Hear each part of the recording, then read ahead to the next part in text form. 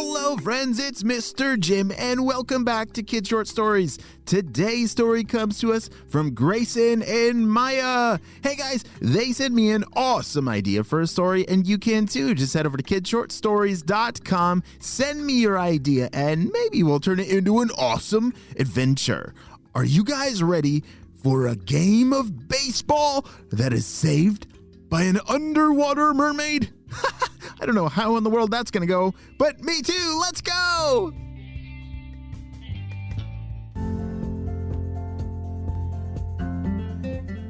It was a beautiful day on a Saturday afternoon, and Grayson's team was in the championship baseball game. Have you ever played baseball before? Oh, it is super duper fun. And Grayson's team was really good. They had played an entire season of games. That whole season led up to this very game. Since this was a championship game, they were playing on a very special field. It was in a beautiful location just on the edge of the ocean. And so if you hit the ball over the fence for a home run, the ball would sail right into the water. Every kid dreamed of not only playing on this field, but smashing the ball over the fence. Grayson! Grayson! Grayson! The crowd was cheering his name as he stepped up to the plate. It was the end of the game, the bottom of the ninth, and their team was down by 2 runs. The score was 5-3. It was up to Grayson to get on base so that another one of his teammates could hit a big hit and drive him home, but they needed to score 2 runs to tie or 3 runs to win. Grayson's feet dug into the dirt to get a better grip. As he held onto the bat with all of his might, he twisted it in his fingers to get a better grip. He rested the bat on his shoulder, and here comes the first pitch. Strike one! Screamed the umpire as the ball went right down the middle into the catcher's mitt. But Grayson was not afraid. He knew how to take a deep breath, calm down, and get ready for the next pitch. As the pitcher held the ball in his hand, he got ready to throw it. Strike two! Yelled the umpire. Grayson was waiting for his pitch. He knew that he wasn't going to swing at something that was going to trick him, and that is an important part of baseball. You have to be patient. You have to wait for a really good pitch that you can swing hard at and crush the ball. Grayson knew that he was down to his last strike. That means if he gets another strike, he's out. Well, that did not faze him. As the pitcher gripped the ball, Grayson was ready. He squinted his eyes and locked in on the pitcher's fingers. He knew the grip on the pitcher's hand and he knew what pitch was going to come. As the pitcher threw the ball, Grayson turned and swung the bat as hard as he could. The sound of the ball hitting the bat was a cracking sound that could be heard from miles away. As the ball lifted off his bat, it took off like a rocket ship. Whoa! The crowd began shouting as Grayson started running for first base. Before he even made it to first base, the ball had splashed into the ocean. The score was now 5-4. Their team was getting so close to tying or even maybe winning the game. Grayson rounded the bases and stepped on home plate as his team was waiting for him there and jumped all over him.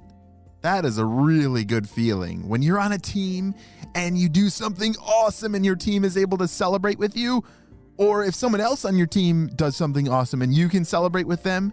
That is a really special feeling. That's what I love about being on a team, like whether that's soccer or football, basketball or baseball. Being on a team is something pretty special. After the team sat back down on their bench, the umpire walked over to the coach to ask for a new ball. Because remember that old ball is now floating somewhere in the ocean. Grayson's coach turned around to look for their bucket of balls. You see, every team, they always carry a big bucket full of baseballs that they can use during the game. And as he turned around, the bucket was missing. "Where did the bucket go?" cried the coach. Everybody started looking around, but nobody could find any more baseballs. They were all missing.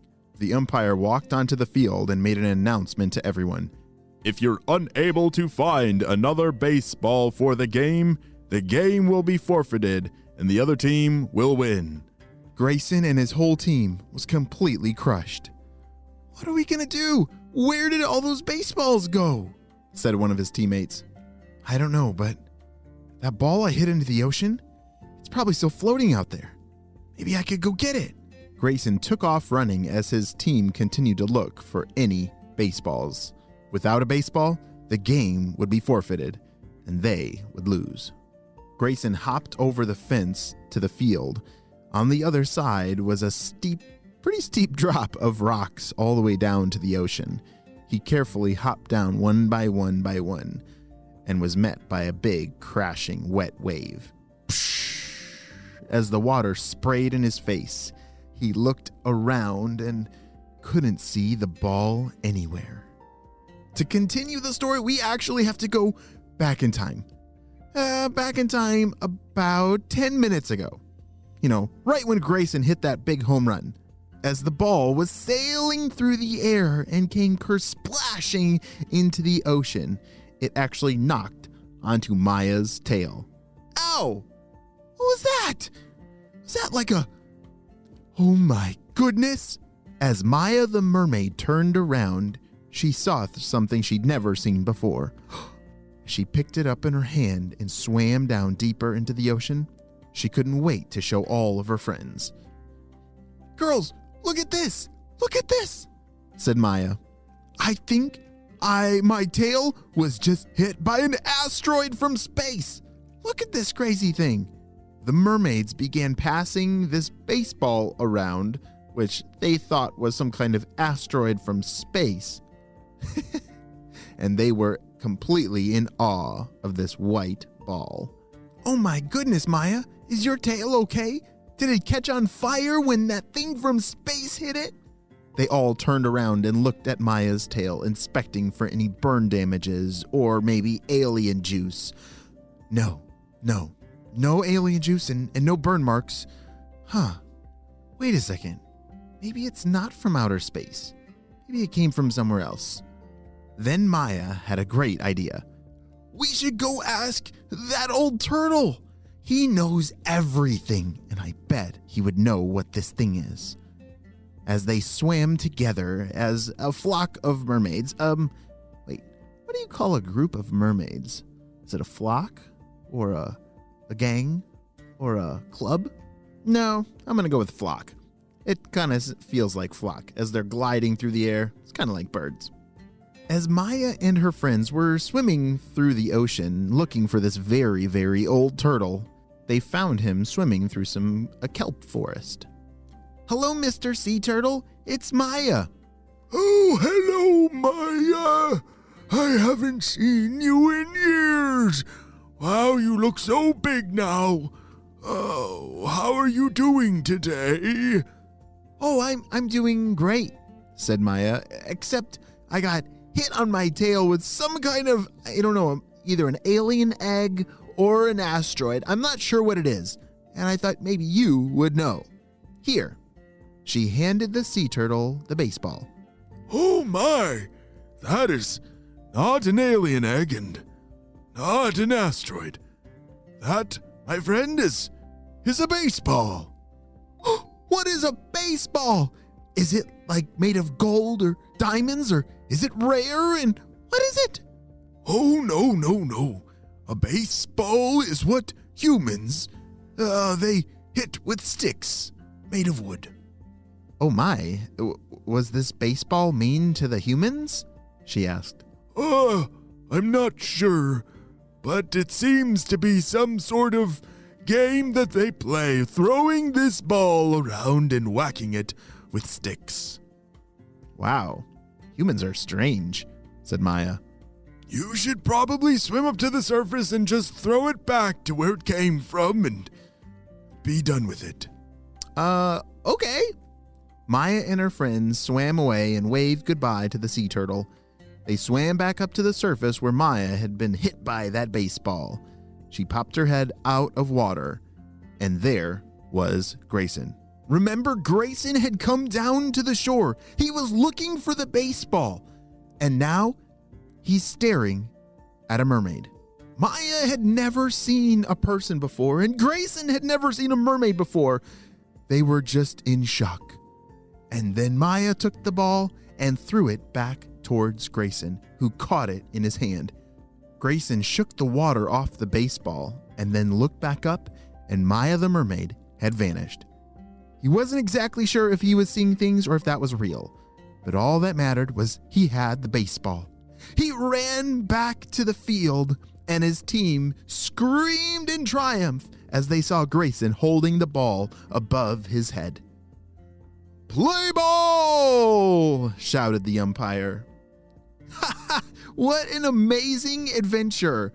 This may be the end of today's story, but I think it's just the beginning of something amazing, something maybe even magical that is about to happen. The end. Hey friends, I need your help celebrating some birthdays. Drum roll, please. Happy birthday, Marley, who's turning 7 years old. Marley creates incredible art and illustrated stories, takes care of her dog Remy and cat Cloudy, and loves outdoor adventures like camping, biking, and chasing down the ice cream truck. Wow, Marley, I'm so glad we got to celebrate you and your big day on the show. Happy 7th birthday. And next up we have... Happy birthday, Lena, who's turning 6 years old. Lena loves swimming, camping with friends, and playing with her sister, Francesca. Wow, Lena, I'm so glad we got to celebrate you and your big day on the show. Happy 6th birthday. Well, friends, I hope you all have a super duper day, and I will see you on our next adventure. Bye!